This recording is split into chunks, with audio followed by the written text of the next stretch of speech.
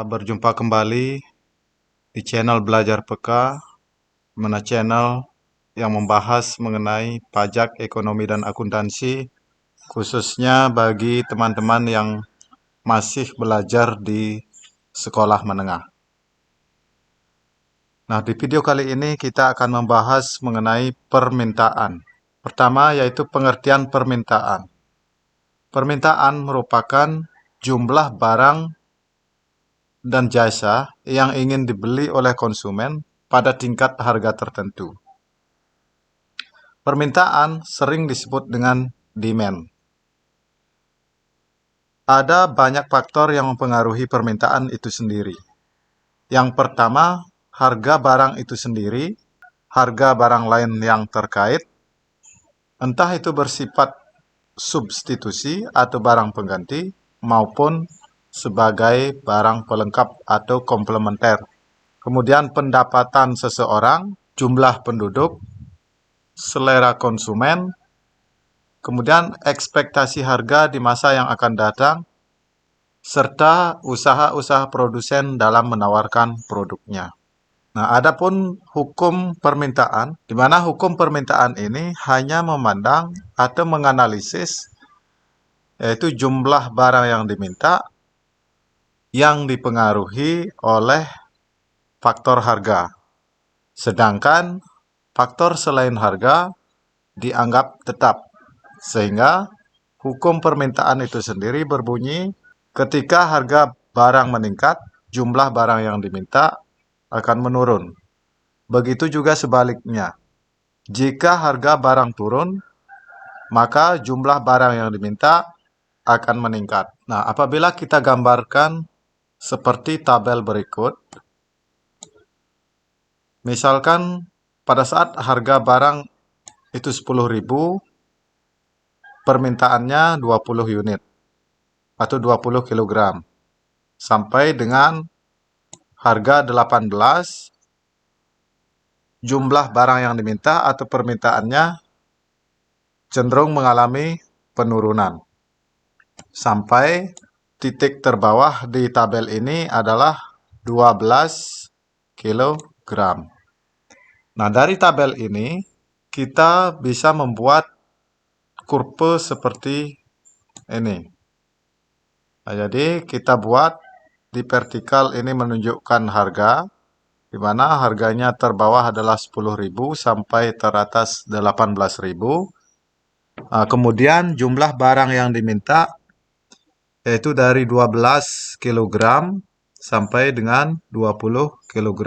Itu ditunjukkan oleh garis horizontal ini yang melambangkan Q atau permintaan. Tabel dan kurva inilah yang menunjukkan pengaruh harga barang itu sendiri terhadap jumlah barang yang diminta, di mana sifat gradien atau kemiringannya itu negatif, bergeser dari kiri atas ke kanan bawah. Nah, adapun faktor-faktor lain selain harga yang mempengaruhi permintaan, yaitu harga barang lain yang terkait, ya seperti tadi di awal, yaitu merupakan harga barang lain, entah itu barang substitusi maupun barang komplementer. Selanjutnya ada pendapatan ya. Pendapatan masyarakat akan berpengaruh terhadap permintaan suatu barang. Nah, apabila pendapatan masyarakat meningkat, masyarakat itu cenderung akan berbelanja lebih banyak. Kemudian ada selera. Selera atau tren atau kebiasaan masyarakat juga berpengaruh terhadap permintaan. Kemudian jumlah penduduk. Nah, seperti yang kita ketahui bersama, bahwa semakin banyak jumlah penduduk, maka semakin banyak juga barang yang diminta untuk memenuhi kebutuhan mereka. Selanjutnya, ekspektasi harga. Nah, bila kita memperkirakan harga suatu barang akan meningkat, lebih baik membeli sekarang supaya dapat memperoleh harga yang lebih murah nanti. Dari pemikiran ini, akan mendorong orang untuk membeli lebih banyak saat ini guna menghemat belanja di masa yang akan datang. Nah, selanjutnya kita belajar mengenai pergerakan dan pergeseran kurva permintaan. Nah, kedua kurva ini menunjukkan, yang pertama adalah menunjukkan pergerakan ya, pergerakan kurva permintaan. Seperti kita lihat gambar 2.1, misalkan titik awalnya adalah titik A, itu bisa saja bergerak dari titik A di sepanjang kurva itu ke titik C. Nah, ataupun dari titik A ke titik B. Nah, hal ini disebabkan oleh harga barang itu sendiri, yaitu perubahan jumlah barang yang diminta yang disebabkan oleh harga barang itu sendiri. Nah, hal ini menunjukkan hubungan antara harga barang itu sendiri dengan jumlah barang yang diminta atau quantity of demand dalam keadaan ceteris paribus. Nah, kemudian gambar kurva yang kedua, yaitu gambar 2.2, ini menunjukkan pergeseran kurva permintaan. Kalau yang pertama ini menunjukkan pergerakan. Yang kedua ini pergeseran kurva permintaan.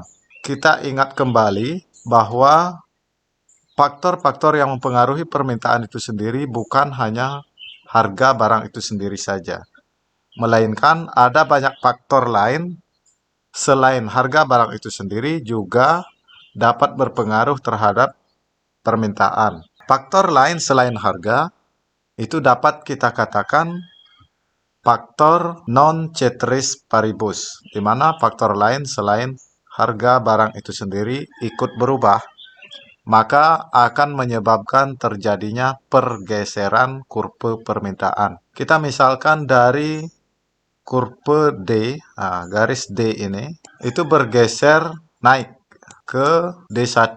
Nah, hal ini menunjukkan bahwa terjadinya perubahan faktor lain selain harga yang mempengaruhi permintaan, misalkan kenaikan pendapatan masyarakat. Nah, tentu walaupun harga tetap, tetapi masyarakat memperoleh kenaikan pendapatan akan cenderung berbelanja lebih banyak ya, sehingga permintaannya akan naik.